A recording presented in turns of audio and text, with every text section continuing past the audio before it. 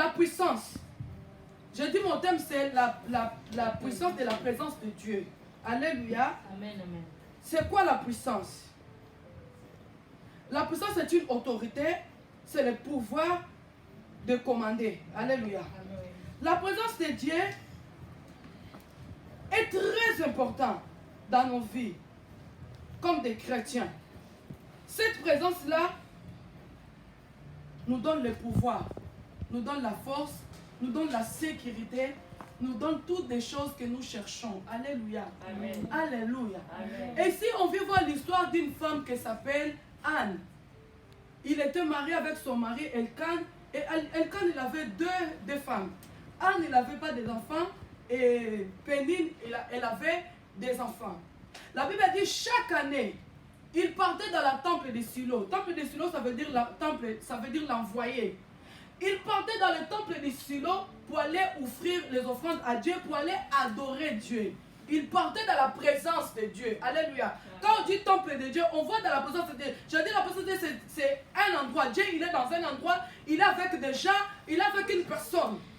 Et Anne, avec son mari et sa rivale, ils partaient chaque année dans le temple de Dieu pour aller adorer et donner les offrandes. Est-ce que je parle à quelqu'un? Amen. Est-ce que je parle à quelqu'un? Amen. Anne, il partait chaque jour, chaque année. Il partait pour aller donner les offrandes à Dieu. Ce que ça me donne, bien aimé, la Bible dit un jour. Alléluia. Amen. La Bible dit un jour. Ça veut dire chaque fois que Anne et son mari et sa rivale partaient, Anne, elle n'entrait pas dans la présence de Dieu. Parce que sa rivale, il parlait mal d'elle. Toi, bien aimé, tu veux aller à l'église, tu veux adorer Dieu, et quelqu'un vient, toi tu adores ce Dieu-là. Tu n'as rien, ta vie ne marche pas, ta vie ne change pas. Est-ce que tu vas vraiment entrer dans la présence de Dieu? Est-ce que tu vas vraiment entrer dans l'intimité avec Dieu? Venir à l'église, bien aimé, parler en langue, prier, ce n'est pas dire que tu es dans la présence de Dieu. Alléluia. Alléluia. Est-ce que je parle à quelqu'un? Venir à l'église, adorer Dieu, parler en langue, ça ne veut pas dire que tu es dans la présence de Dieu. C'est pour ça tout à l'heure j'avais dit, il y a des églises, ils sont grandes églises, il y a milliards de gens, mais la présence de Dieu, il n'est pas là, ils ne font rien. Vous pouvez être 2 personnes, 3 personnes, mais si la présence du Seigneur est là, il y a le miracle, il y a la guérison, il y a la repentance, il y a la transformation. Dans la présence de Dieu, on trouve tout. Alléluia. Bien, mais dans la présence de Dieu, il y avait un homme qui était magicien. Il est né, il était bébé. On l'a jeté dans l'eau. Et la fille de Pharaon a récupéré cet enfant-là. Et cet enfant-là, elle a grandi dans la magie. Alléluia. Amen. Cet enfant-là, c'est Moïse. Moïse, il pratiquait la magie. Parce qu'elle est grandie dans la maison de Pharaon. Elle connaissait tous les magies que Pharaon faisait. Mais un jour, alléluia, amen, un jour, cet enfant-là, cet homme-là, il s'est croisé dans la présence de Dieu. Il a trouvé la présence de Dieu. Et là, il a voulu se projeter devant la présence de Dieu. Le Seigneur, il a dit, ne t'approche pas ici parce que cet endroit que tu es, c'est un endroit saint. Et Moïse, il a levé ses sandales. Alléluia. Pour entrer dans la présence de Dieu, tu dois enlever tes sandales. Alléluia. Amen. Pour entrer dans la présence de Dieu, tu dois enlever tes sandales. Pour entrer dans la présence de Dieu, tu dois enlever les péchés, tu dois te sanctifier. Un magicien, en entrant dans la présence de Dieu, il est sorti un libérateur. Alléluia. Amen. Il est sorti un grand prophète. Alléluia. Amen. La Bible déclare qu'il n'y a que Moïse qui parlait avec Dieu face à face. Mais avant qu'il entre dans la présence de Dieu, il ne parlait pas avec Dieu face à face. La présence de Dieu, bien aimé, c'est très important dans nos vies. Alléluia. Dans la présence de Dieu, on trouve la sécurité. Dans la présence de Dieu, on trouve la bénédiction. Bien aimé, il y a des choses. Il ne faut pas même s'agenouiller, prier. Entre dans la présence de Dieu. Mais quand quelqu'un entre dans la présence de Dieu, il s'oublie. Alléluia. Vous savez, quand Anne il était en train de prier, Anne, il ne se connaissait plus. C'est juste sa bouche qui battait. Parce que la Bible dit, le prophète Élie, s'il entendait Élie, s'il entendait ce que Anne elle disait, il ne pourrait pas dire, il ne pourrait pas le traiter de ivre. Ça veut dire, Élie, il n'entendait pas, il n'écoutait pas ce que Anne elle disait. Ça veut dire, Anne, elle s'est oubliée dans la présence de Dieu. Quand tu entres dans la présence de Dieu, est stérile. Tu sors avec un grand prophète comme Samuel. Amen. Alléluia. Amen. Alléluia. Les jours là, Anne, elle partait chaque année dans la présence de Dieu, mais elle n'entrait pas à la profondeur de la présence de Dieu. Parce que quand avant de partir, Pénine elle t'entend de dire, tu n'as pas des enfants. Même si mon mari te donne la bonne portion, tu n'as pas des enfants. Moi j'ai mes enfants. Quand tu vas vieillir, ça c'est maman Myriam qui dit. Quand tu vas vieillir, tu vas faire comment? Tu n'auras pas personne pour l'envoyer d'aller te chercher une bouteille d'eau. Tu n'auras pas personne pour t'aider à balayer. Des choses comme ça, des traumatismes comme ça. Anne, quand elle partait juste comme tout le monde. Mais elle n'entrait pas dans la présence de Dieu. Alléluia. À la puissance de la présence de Dieu. Mais un jour, la Bible déclare, il y a toujours un jour dans nos vies. Un jour, quand Anne a pris la décision, elle a dit non. Je ne peux plus aller dans la présence de mon Créateur comme ça. Je vais avec des murmures. Je vais avec des choses que Pénine parle avec moi. Je ne peux pas entrer comme ça. Si je entre comme ça, chaque année que Anne partait dans la tente du Seigneur, elle entrait stérile. Elle sortait aussi stérile. Alléluia. Mais un jour là, les jours là, quand elle a pris la décision, elle a dit, je vais oublier Pénine. Je vais oublier tes enfants. Je vais oublier cette stérilité-là. Je dois entrer vraiment dans la présence des créateurs. La stérilité, c'est rien devant les créateurs. La pauvreté, c'est rien devant les créateurs. La difficulté, c'est rien devant les créateurs. La maladie, c'est rien devant les créateurs. Je vais entrer juste comme je suis, de tout mon cœur. Et je sais que je ne sortirai pas comme ça. Amen. Alléluia. Amen. Et quand elle a pris cette décision-là, elle a sorti avec un grand prophète, Samuel. Mais laisse-moi te dire, quand tu entres dans la présence de Dieu, dans la profondeur, tu ne vas pas sortir comme tout le monde sort. Alléluia. Pénine, elle avait des enfants, mais ils n'ont pas cité les noms des enfants de Pénine dans la Bible. Mais ils ont cité le nom des grands prophètes Samuel. Alléluia. Parce qu'Anne est là, entrée pas comme tout le monde entre. Alléluia. C'est dans la présence dès qu'on a la sécurité. Alléluia. C'est dans la présence dès qu'on a la délivrance. Bien aimé, quelqu'un qui entre dans la présence de Dieu, il ne marche plus dans la vie de péché. Amen. Alléluia. Amen. Si tu entres dans la présence de Dieu, tu sors avec l'esprit de zizanie. Tu entres dans la présence de Dieu, tu sors avec l'esprit de viol, de vol. Ça veut dire que tu n'as pas entré dans la présence de Dieu. Tu es entré comme Anne, elle partait tout le temps. Mais la présence de Dieu, tu peux manquer tout dans ta vie.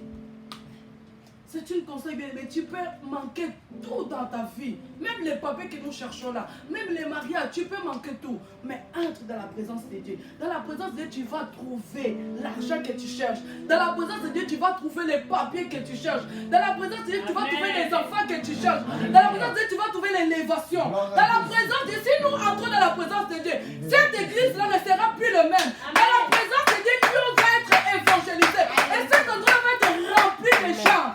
Alléluia. Entre dans la présence de Dieu. Comment tu cherches Dieu? Comment tu entres dans la présence de Dieu?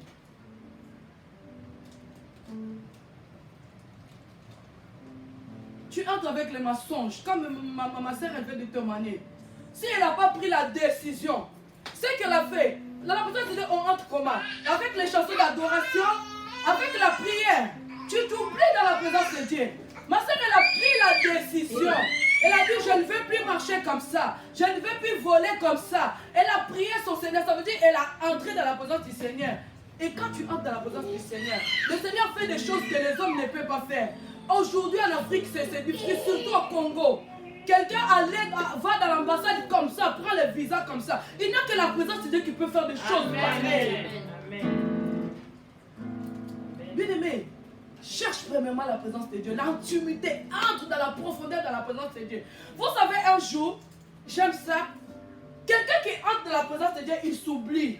Alléluia. Amen. Un jour, un homme comme Pierre, ils ont monté dans le montagne de la transfiguration. Jésus il a commencé à prier. Ils ont commencé à prier. D'un coup, la figure de Jésus a changé.